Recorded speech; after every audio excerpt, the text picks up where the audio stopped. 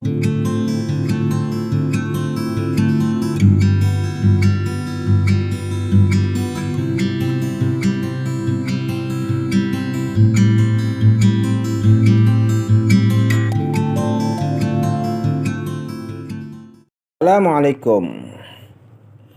Selamat berjumpa lagi di dalam kisah-kisah seram.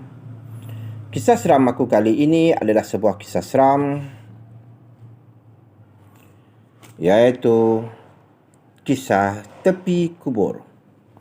Sebelum aku meneruskan kisah seram ini, aku harap kepada anda supaya subscribe, share, like dan juga komen. Support channel aku ni, semoga aku lebih bersemangat untuk meneruskan aktiviti mengkonten kisah-kisah seram. Semoga anda semua berada dalam keadaan sihat, dirahmati oleh Allah, diberikan kesihatan, dipanjangkan umur dan juga dimurahkan rezeki. Semasa anda mendengar kisah seram ini, yang mana yang baik jadikan tauladan, yang buruk buanglah jauh-jauh. Ikutilah kisah seram ini. Pada 23 Oktober tahun 2021, Assalamualaikum dan selamat sejahtera kepada pendengar. Dan terima kasih kepada anda semua yang sudi mendengar cerita yang tak seberapa ini. Kejadian ini berlaku pada zaman bujang abah aku pada bulan Ramadan. Bulan Ramadan adalah bulan suci bagi umat Islam dan bulan ini jugalah di mana semua syaitan diikat. Tapi tak tahulah kejadian ini berlaku di mana abah aku bercakap dengan hantu di tepi perkuburan orang-orang Islam. Mungkin ia tidak sangat masuk akal bagi segelintir pembaca. Abah aku dulu dia bekerja sebagai pemandu lori yang hantar barang ke tempat-tempat yang ditetapkan. Ini tak ada kena-mengena dengan cerita aku sebenarnya. Jadi cerita dia sebegini. Abah aku dengan kawan dia diperintahkan kena hantar barang kat satu tempat.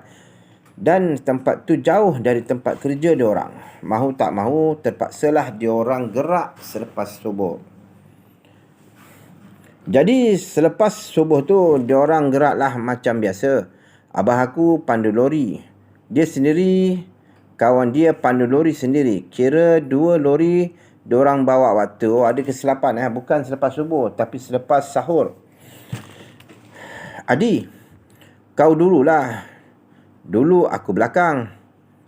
Adi tu bukan nama sebenar. Kira macam tu lah abah aku kata dengan kawan dia tu. Jadi si Adi ni pun iakan sahaja dan pandu lori dia. Setelah kawan abah aku jalan, abah aku pun menyusul lah. Tapi jarak lori antara mereka berdua terlalu jauh sampaikan abah aku tertinggal jauh dekat belakang. Bukan abah aku tak nak kejar kawan dia tu, tapi waktu tu kan subuh gelap gelita. Kereta pun tak ada yang lalu lalang lagi. Jadi abah aku kenalah memandu dengan secara perlahan-perlahan. Abah aku pun fokus dengan pemanduannya sambil dengar radio. Tiba-tiba dari jauh dia nampak orang berdiri tepi jalan. Tangan dia sengaja dilambai-lambaikan supaya abah aku berhenti. Macam yang orang nak kasih berhenti teksi. Macam tu lah. Mula-mula tu abah aku ni ragu-ragu juga nak berhenti. Tapi bila dia fikir balik, abah aku kata macam ni, kita kat diri dia ni kan bulan Ramadan, mana ada hantu. Aku pun tak tahulah macam mana abah aku boleh fikir macam tu sekali. Jadi abah aku pun buat keputusan berhenti nak tengok-tengokkan orang tadi kot, perlukan bantuan agaknya.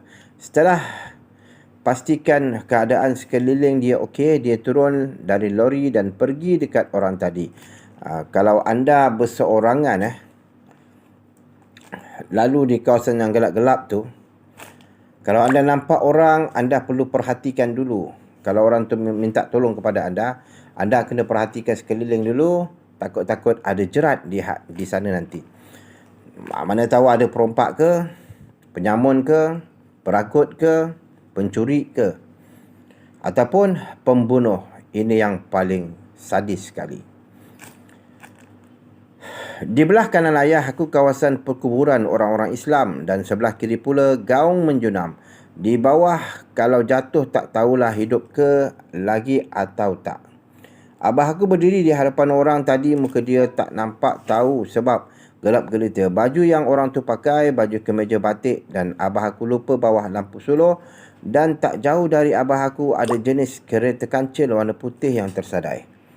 Abah aku pun tanyalah kat orang tu. Lebih kurang macam ni lah perbualan mereka berdua.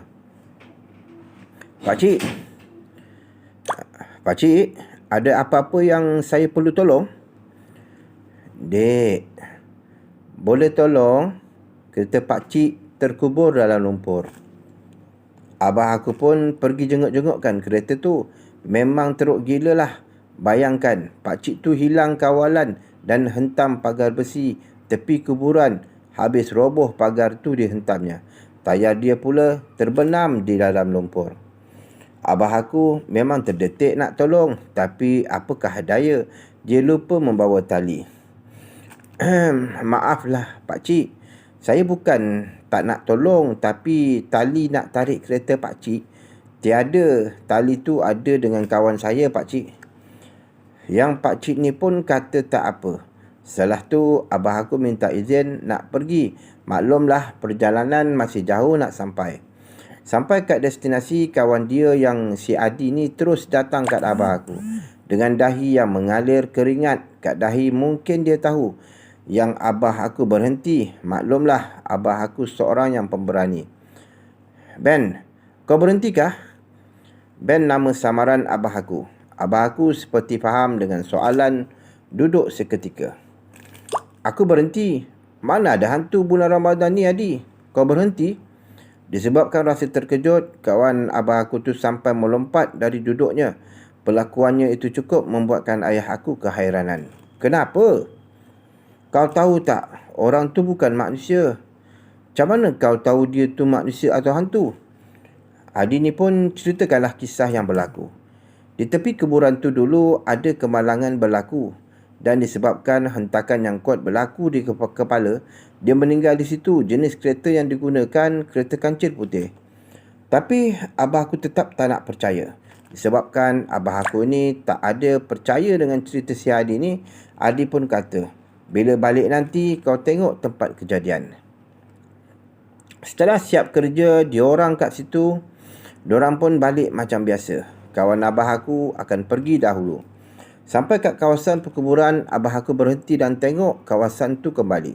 Pagar tak roboh. Lumpur yang dilihatnya semalam langsung tiada, bahkan kesan-kesan seperti kereta terbenam di situ juga langsung tiada.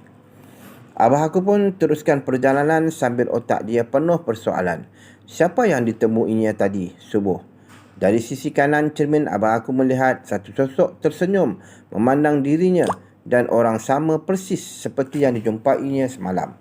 Seketika bulu tengkuk abah aku meremang dan teruskan perjalanan tanpa menoleh ke belakang lagi.